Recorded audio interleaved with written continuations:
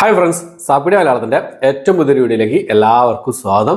ഇന്ന് ഇവിടെ വന്നിരിക്കുന്നത് ഒരു തെലുങ്ക് സീരീസ് നിങ്ങൾക്ക് പരിചയപ്പെടുത്താൻ വേണ്ടിയിട്ടാണ്. ഒരു ക്രൈം ഡ്രാമ വിഭാഗത്തിൽപ്പെടുന്ന ഒരു തെലുങ്ക് സീരീസാണ് ഇന്നത്തെ വീഡിയോ നമ്മൾ പരിശോധിക്കാൻ പോകുന്നത്. അപ്പോൾ എല്ലാ കൂട്ടുകാർക്കും സാപ്പിടി മലയാളത്തിൻ്റെ ഏറ്റവും പുതിയൊരു വീഡിയോയിലേക്ക് സ്വാഗതം. ഓക്കെ, അപ്പോൾ നമുക്ക് സീരീസ് ഏതാ നോക്കാം. 1990 ആ കാലഘട്ടത്തിൽ നടക്കുന്ന ഒരു കഥയാണ്. ഗ്രാമീണ പശ്ചാത്തലത്തിൽ എടുത്ത സീരീസാണ്. സിനിമയുടെ പേര് വരുന്നത് ബഹിഷ്കരണ എന്നാണ്. ഒരു 18+ സീരീസ് കൂടിയാണ്. തെലുങ്ക് സീരീസാണ്. തെലുങ്ക് ഭാഷ മാത്രമേ അവൈലബിൾ ആയിട്ടുള്ളൂ. അഞ്ജലി, രവീന്ദ്ര വിജയ്, ശ്രീതേജ് എന്നൊക്കെയാണ് ഈ ഒരു സീരീസിൽ പ്രധാന വേഷം കൈകാര്യം ചെയ്തിട്ടുള്ളത്. 6 എപ്പിസോഡുകൾ അടങ്ങുന്ന ഒരു മിനി സീരീസാണ്. 30-40 മിനിറ്റുള്ള ഏകദേശം ഒരു 30-40 മിനിറ്റുകളുടെ എവറേജ് ഡ്യൂറേഷൻ വരുന്ന 6 എപ്പിസോഡുകളാണ് ഈ ഒരു ഫസ്റ്റ് സീസണിൽ റിലീസ് ചെയ്തിട്ടുള്ളത്. C5 വഴിയാണ് ഈ സീരീസ് റിലീസ് ചെയ്തിട്ടുള്ളത്. C5 വഴിയാണ്. അപ്പോൾ ഈ ഒരു സീരീസ് കണ്ടപ്പോൾ എന്താണ് എനിക്ക് ഫീൽ ചെയ്യുന്നുള്ളതാണ്. തെലുങ്ക് ഭാഷ മാത്രമേ ഉള്ളൂ കേട്ടോ. ആദ്യം പറഞ്ഞേക്കാം, തെലുങ്ക് ഭാഷ മാത്രമേ ഉള്ളൂ. ഇംഗ്ലീഷ് സബ്ടൈറ്റിൽ അവൈലബിൾ ആണ്. ഇംഗ്ലീഷ് സബ്ടൈറ്റിൽ വെച്ചിട്ടാണ് ഞാൻ കണ്ടത്. അപ്പോൾ ബഹിഷ്കരണ ഈ ഒരു സീരീസ് അഞ്ജലിയാണ് ഈ ഒരു സിനിമയുടെ ഏറ്റവും വലിയൊരു പോസിറ്റീവ് എന്ന് പറയുന്നത് അഞ്ജലിയാണ്. കണ്ടുമടുത്ത പറഞ്ഞു തേഞ്ഞ കഥ, പ്ലോട്ട് ആണ് ഈ ഒരു സീരീസ് പറഞ്ഞു പോകുന്നത്.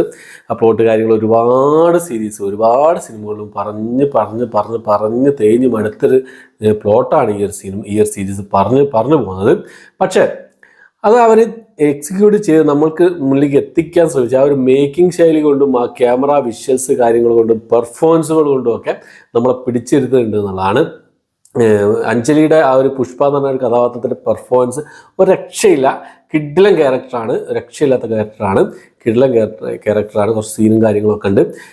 അതുകൊണ്ടാണ് ഞാൻ 18+ ആണെന്ന് പറഞ്ഞത്. പിന്നെ വയലൻസ്, ഒരുപാടില്ലെങ്കിൽ വയലൻസ് ഉണ്ട്. കുറേ വയലൻസ് ഉണ്ട്.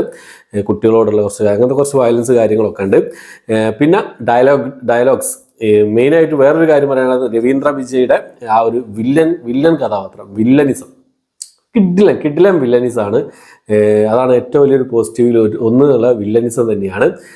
ഡയലോഗ് ഡെലിവറിയും അദ്ദേഹത്തിൻ്റെ ആ ഒരു ആ ഒരു ആറ്റിറ്റ്യൂഡും കാര്യങ്ങളൊക്കെ കിഡിലൻ ഒരു വില്ലനിസം തന്നെയായിരുന്നു രവീന്ദ്ര വിജയുടെ വില്ലനിസം. അതായത് ഈ ഒരു ക്രൈം റിവഞ്ച് ഡ്രാമ വിഭാഗത്തിൽപ്പെടുത്തുന്ന സീരീസാണ്.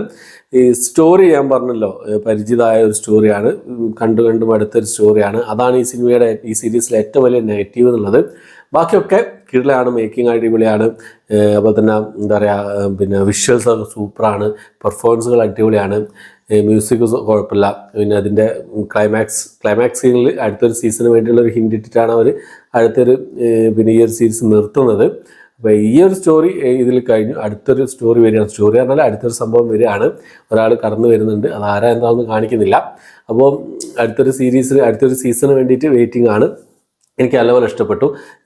ഈ തെലുങ്ക് സീരീസ് ആണെങ്കിലും മറ്റ് ഡബ്ഡ് വേർഷനൊന്നും അവൈലബിൾ അല്ലായിരുന്നു. എന്നാൽ അഞ്ജലി എന്നുള്ള ഒരു കഥാപാത്രത്തിൻ്റെ കിടിലൻ പെർഫോമൻസ് ഉണ്ട് എന്നുള്ള ഒരു 1-2 സ്ഥലത്ത് കണ്ടു.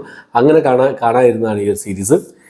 സൂപ്പറായിട്ടുണ്ട്. അഞ്ജലിയുടെ കരിയർ ബെസ്റ്റ് പെർഫോമൻസും ഒക്കെ പറയാവുന്ന രീതിയിലുള്ള പെർഫോമൻസ് കാര്യങ്ങളൊക്കെ തന്നെ ഈ ഒരു സീരീസ് ഉള്ളതെന്നുള്ളതാണ്.